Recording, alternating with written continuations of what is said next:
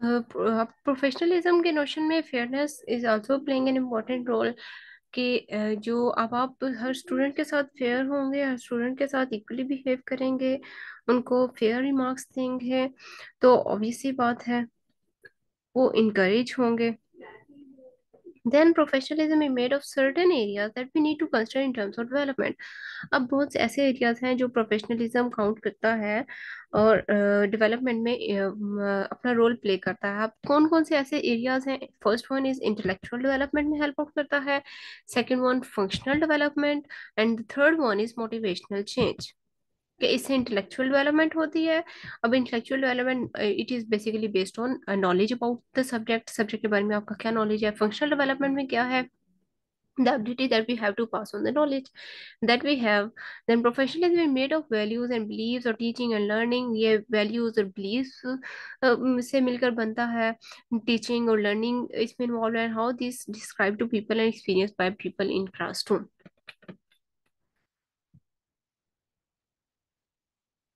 Then change can also be evaluative. अब change क्या चीज होती है? अब हम कह रहे हैं कि ये इंटेलेक्चुअल डेवलपमेंट में इन्वॉल्व होता है, फंक्शनल डेवलपमेंट कर रहा होता है. These are the certain areas जो मिलकर एक प्रोफेशनलिज्म बना रहे होते हैं. फंक्शनल डेवलपमेंट स्टूडेंट्स की करेगा. Then motivational change. Motivational change क्या है? स्टूडेंट्स का मोटिवेशनल लेवल जो है उसको इंक्रीज करना, उनको मोटिवेट करना, कि वो अपने जो स्टडीज है उसकी तरफ ज्यादा फोकस्ड हों. It occurs as a teacher develop their identity, so this become a strong mechanism for teachers motivate themselves throughout their careers. कि change can also be evaluative. How we go about and think about our work. हमने अपने बारे में, अपने काम के बारे में सोचना है और फिर उसको इम्प्लीमेंट करने के बारे में सोचना है. जब इम्प्लीमेंट करें तो इफेक्टिवली इम्प्लीमेंट हो और उसका जो आउटकम आए, जो स्टूडेंट लर्न करे, वो पॉजिटिव हो. Then the reflective practitioner professional relations with pupils. अब प्रोफेशनल रिलेशन विद पीपल. अब रिफ्लेक्टिव प्रैक्टिशनर की एक ये भी रिस्पॉन्सिबिलिटी होती है कि उसका जो रिलेशन विद पीपल हो वो प्रोफेशनल हो.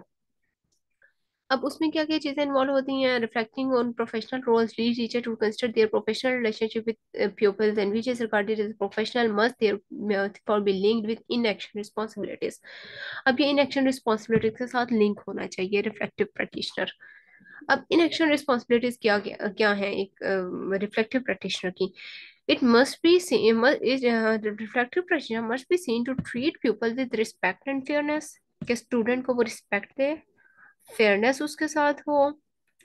Then the notion requires reflective practitioner to operate with a working knowledge of students' background, their social and cultural backgrounds. के reflective practitioner स्टूडेंट के बैकग्राउंड, उसका सोशल बैकग्राउंड, उसका कल्चरल बैकग्राउंड, उसका financial background, इन सब चीज़ों को understand करता हुआ, अपने एक्सपीरियंस और इंटरेस्ट को यूज करता हुआ स्टूडेंट्स को हेल्प आउट कर सकता है कि वो स्टडीज में आगे कैसे निकल सकते हैं. तो इन एक्शन रिस्पॉन्सिबिलिटीज में एक तो ये कि वो रिस्पेक्ट दे स्टूडेंट को. सेकंड, वो जो रिफ्लेक्टिव प्रैक्टिशनर है वो फेयरनेस के साथ चले. उसके अलावा इंपॉर्टेंट रोल क्या the teacher needs to play is the role of mentor. कि इन एक्शन रिस्पॉन्सिबिलिटी में कि टीचर का मेंटर रोल भी होना चाहिए. अब मेंटर क्या है? The mentor is somebody who is working alongside students in the classroom, supporting, encouraging vast challenges and cheerleading the success of students.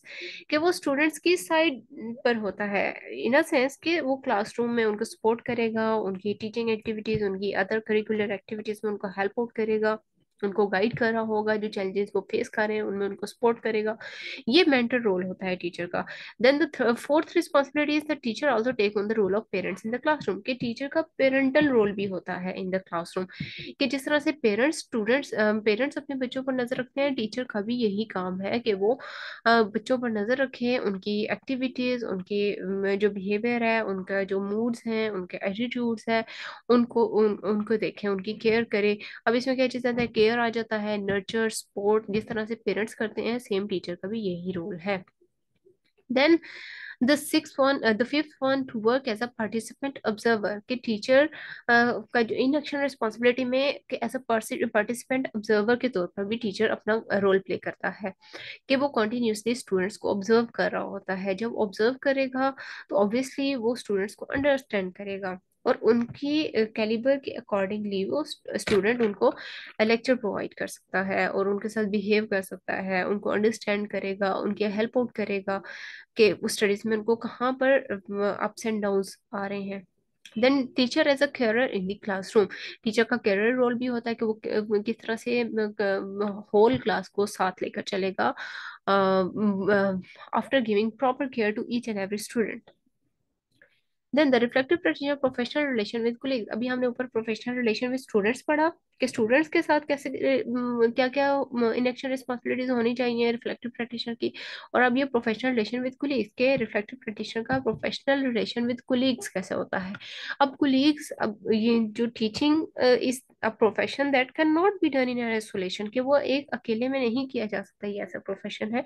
ये हमेशा सोशल इन्वॉल्वमेंट इसमें होती है। सोशल इन्वॉल्वमेंट किस तरह से, कुलीग्स हैं, स्टूडेंट्स हैं, स्टाफ है सारा, और एक दूसरे के साथ कम्युनिकेट करते हैं। तो ये एक सोशल इन्वायरमेंट है जिसके अंदर टीचिंग प्रोफेशन बिल्टअप होता है। और जो टीचर है वो एज अ टीम प्लेयर होता है।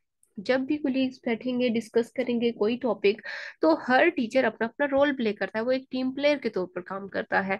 और इट बेसिकली जब relation professional relation with colleagues हो तो उसका क्या क्या बेनिफिट्स हो सकते हैं। It provides an opportunity to develop as a professional, के इस डिस्कशन से जो रिफ्लेक्टिव प्रैक्टिशनर है वो एज अ प्रोफेशनल डेवलप करता है, और उसकी थिंकिंग भी एक्सटेंड होती है, एग्जैजरेट करती हैं। तो ये प्रोफेशनल रोल विद कोलीग्स आएगा कि teacher as a team player होता है। और जब भी ये डिस्कशन होती है तो इससे क्या फावाइद होते हैं कि एक teacher as a professionally grow करता है और उसकी थिंकिंग एक्सटेंड करती है। और जो जहाँ पर जिस एक टॉपिक पर एक माइंड ने काम करना है वहां पर 10 mind at a time work कर रहे होते हैं, तो इसका आउटकम भी पॉजिटिव वे में और इफेक्टिव आउटकम आता है। देन अगर इस टॉपिक की आप समरी देखना चाहें तो ये 3 लाइंस आप कर रहे हैं। Reflecting with colleagues is very important because it not only helps us integrate in school, कि स्कूल में इंटीग्रेट, ना सिर्फ स्कूल में इंटीग्रेट करने में हेल्प करता है but it also feel valued, valuable बंदा अपने आप वो फील करता है with other professionals. But it is an opportunity, उसके अलावा ये एक अपॉर्चुनिटी है to grow professionally and with support and encouragement from others. The 162 topic, the nature and purpose of professionalism, इसी का ही कंटिन्यूएशन है ये। Reflecting on your contribution to the school, कि स्कूल में आप किस तरह से, आपकी कंट्रीब्यूशन क्या है। Reflecting professional also leads us to consideration of how we are contributing to life at school, कि हमारा रोल क्या है, हम कितना कंट्रीब्यूट कर रहे हैं, हम कितना पार्टिसिपेट कर रहे हैं। Reflection on contribution to the school life, अब इसके डिफरेंट वेज हैं। इनमें सबसे पहले है क्रॉस कल्चरल एक्टिविटीज, के जो एक्स्ट्रा करिकुलर एक्टिविटीज होती हैं, आप अगर उसमें स्टूडेंट के साथ पार्टिसिपेट कर रहे हैं, उसको गाइड कर रहे हैं, तो ये आपका रोल है while contributing to the school. Then school effectiveness, what is school effectiveness, के स्कूल इफेक्टिवनेस क्या चीज है। स्कूल इफेक्टिवनेस का मतलब है स्कूल की इम्प्रूवमेंट, उसके बच्चों की इम्प्रूवमेंट, और उस स्कूल की ग्रोथ एंड डेवलपमेंट। ये स्कूल इफेक्टिव, इफेक्टिव स्कूल क्या होगा कि how well students attending classes, के स्कूल जो स्टूडेंट्स हैं वो कितना रेगुलरली क्लासेस अटेंड कर रहे हैं। The individual students attitude towards teacher, के स्टूडेंट का टुवर्ड्स टीचर क्या एटीट्यूड है, और स्कूल्स की तरफ उनका क्या एटीट्यूड है, और लर्निंग की तरफ क्या एटीट्यूड है, और फिर उनकी परफॉर्मेंस, कि वो कितना अच्छा परफॉर्म करते हैं based upon all these factors. तो school effectiveness is basically this one. Then कुछ 9 प्रॉपर्टीज हैं, 9 करेक्टरिस्टिक्स हैं हाई परफॉर्मिंग स्कूल्स की, ऐसे स्कूल जो अच्छा अच्छा परफॉर्म करते हैं, उनकी 9 करेक्टरिस्टिक्स हैं। अब वो क्या क्या है। नंबर 1, उनका क्लियर और शेयर्ड फोकस होता है, क्लियर ऑब्जेक्टिव होता है उनका। उनके स्टैंडर्ड्स और एक्सपेक्टेशन फॉर ऑल स्टूडेंट्स वो हाई होती हैं। जो स्कूल की लीडरशिप है, स्कूल की मैनेजमेंट है, how leadership is improving and sustaining excellence with in the school, कि वहाँ की जो लीडर्स हैं वो इफेक्टिव होते हैं। Then high levels of collaboration and communication, उन स्कूल्स में कम्युनिकेशन गैप बहुत कम होता है। जो यूनिटी बहुत ज्यादा होती है, कोहेरेंस ज्यादा होती है स्टूडेंट्स में, टीचर में। Then curriculum, instruction and assessment aligned with highly regarded standards, कि अच्छे स्टैंडर्ड्स के करिकुलम इंस्ट्रक्शंस उनमें पढ़ाए जाते हैं. Then frequent monitoring of learning and teaching, और उसके बाद फोकस प्रोफेशनल डेवलपमेंट होती है उनकी. स्पोर्टिव लर्निंग इन्वायरमेंट होता है वहाँ का, इन्वायरमेंट स्ट्रेस फ्री होता है, स्पोर्टिव होता है, जो मेंटल स्ट्रेस से रिलीव करके आपकी जो कॉग्निटिव स्किल्स हैं उनको इम्प्रूव करने में हेल्प आउट करता है. Then high levels of family and community involvement होती है इन हाई परफॉर्मिंग स्कूल्स के. Families, parents teacher meeting time to time हो रही होती हैं, पेरेंट्स के साथ टीचर्स कम्युनिकेट करते हैं, पेरेंट्स फ्रीली टीचर के साथ कम्युनिकेट कर सकते हैं. So all these characteristics translate into a number of interconnected criteria that we can consider from reflective practitioner's point of view. At the center, all the students we are working with, the characteristics which surround these actually lead to high performing school and teachers. So ये तमाम characteristics teachers एक high performing school की को build up करी होती हैं. Thank you so much viewers, kindly channel को subscribe कर लें, लाइक कर लें, शेयर करें. मिलते हैं आप सबको नेक्स्ट लेक्चर में which will be from topic 163 to 172. तब तक अल्लाह हाफिज. Thank you.